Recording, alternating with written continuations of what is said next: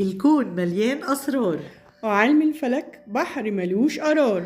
أهلا بيكم، أنا رشا سامي وأنا أمال أحمد، وبرنامجكم غواص في بحر الفلك.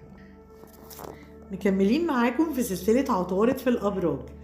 والمرة اللي فاتت اتكلمنا عن عطارد في الأبراج الهوائية، وعرفنا طباع الناس اللي عندهم عطارد في الأبراج الهوائية، وشرحنا قد إيه بيأثر على تواصلهم مع اللي حواليهم وذكائهم اللي بيزيد لما يبقى عطارد عندهم. المرة دي هنتكلم عن عطارد في الأبراج المائية اللي هي السرطان، العقرب والحوت. ونبتدي ببرج السرطان ونقول إنه تأثير عطارد عليه عامل بالظبط لما تكون بتحلم حلم جميل رومانسي، وتلاقي نفسك فجأة وقعت من على السرير وصحيت على أرض الواقع. بالظبط كده، هما الأبراج المائية أصلا حالمة جدا، لكن عطارد بيوديهم لحتة العقل والواقع، فبيحصل صدمة بعدها امتزاج جميل بين الواقع والخيال. بالنسبة لشخصية عطارد في السرطان، بيبقى شخص حدثي وبيعتمد على الحاسة السادسة، وده بيخليه يعرف يقرأ لغة الجسد وخصوصا لغة العيون اللي بتفضح صاحبها وتخليه كتاب مفتوح.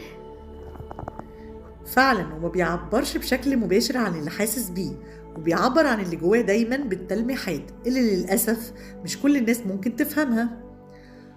بيتميز بالعمق العاطفي، مستمع جيد جدا، وكمان عنده مرونة عالية جدا في التكيف مع الظروف، بيعرف يطوعها لرغباته والحياته الشخصية. كمان هو خيالي جدا وبارع قوي في التأليف والشعر.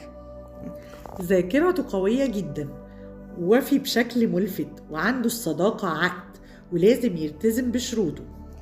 بيوفر الحماية لكل اللي حواليه وحاسس دايما انه مسؤول عنهم. أحلامه دايما بتتحقق على أرض الواقع. الروحانية عنده مشرقة زي الشمس، سهل جدا تحسها منه، وخصوصا لما بيتكلم عن الغيبيات. التأمل عنده أسلوب حياة، وبيقدر لحظات الصمت والوحدة بالرغم من وجود ناس كتير حواليه. تعالوا بقى ندخل على برج العقرب اللي بيعتبر الكينج بتاع الأبراج المائية، واللي حقيقي محير نوعا ما. إزاي محير؟ ممكن تشرح لنا أكتر؟ عشان برج العقرب غامض وصامت ومنتقم جبار، ولما يقابل ملك العقل عطارد بيطلع منه أفكار محدش يتوقعها. ساتر استر يا رب، ربنا يسترها على ولايانا. ايه تاني يا ستي؟ شاطر قوي في حل الألغاز والجرايم، ولما عطارد بيبقى عنده بيديله حماس زيادة يخليه يجيب قرار أي حاجة تقابله، وبصراحة محدش بينافسه في النقطة دي خالص. عايزين نضيف كمان انه بير غويط جدا، عميق، صعب جدا تجيب قراره او تعرف اللي جواه. بيقدر يخبي اللي في قلبه وما يبقاش باين على وشه، وتبقى محتار يا ترى هو بيفكر في ايه. عنده إدراك كبير ووعي زيادة بكل اللي حواليه، عامل زي القرد اللي محدش يعرف بيخبي عياله فين. احلى تشبيه والله، احسنت يا روشا. لازم كمان نقول انه بيخطط لحياته بشكل موضوعي وواقعي اكتر من كل الابراج. جريء جدا، والخوف عنده كلمة ملهاش معنى ولا ليها مكان في حياته، وأحسن شغلانة يعرف يقوم بيها كويس قوي هي المتحدث الرسمي لأي وزارة أو كيان كبير. جاذبيته بتخلي كل اللي حواليه يثقوا في رأيه ويسمعوا كلامه ويلغوا تماما عقلهم في حضرة العقرب، بس هو عمره ما يدي ثقته لحد. يلا بينا ندخل على مجاذيب السيدة، أصحاب برج الحوت، اللي على فكرة أنا منهم، بس معلش هو ده أحسن تشبيه ليهم لأنه درويش قوي، وفعلا مفيش بينه وبين ربنا حجاب. لما يقولك إن حاسس بحاجة وهتحصل لازم تصدقه وما تستهونش أبدا بكلامه، لأنه بيحس فعلا بالحاجة قبل ما تحصل. عنده جرس إنذار وصوته عالي قوي، بيتنبأ بالأحداث بشكل يخوف. بيعتمد على شعوره وإحساسه بكل حاجة اللي بعيد عن الواقعية والمنطقية. ولو تفتكروا كنا قلنا إن الحوت أكتر مكان عطارد ما بيكونش مرتاح فيه خالص.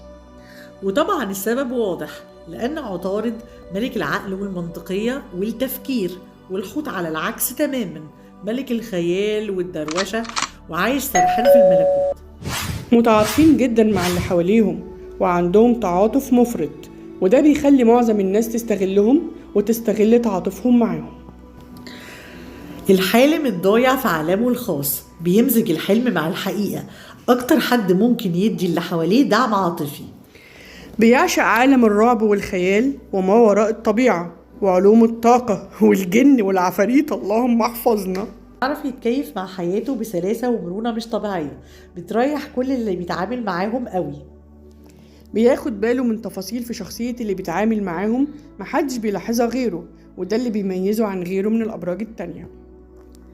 كده احنا خلصنا كلام عن عطارد ملك العقل، والمرة الجاية هنتكلم عن الدلوعة الفرفوشة ملكة الجمال الزهرة. استنونا الحلقة الجاية، هتوحشونا.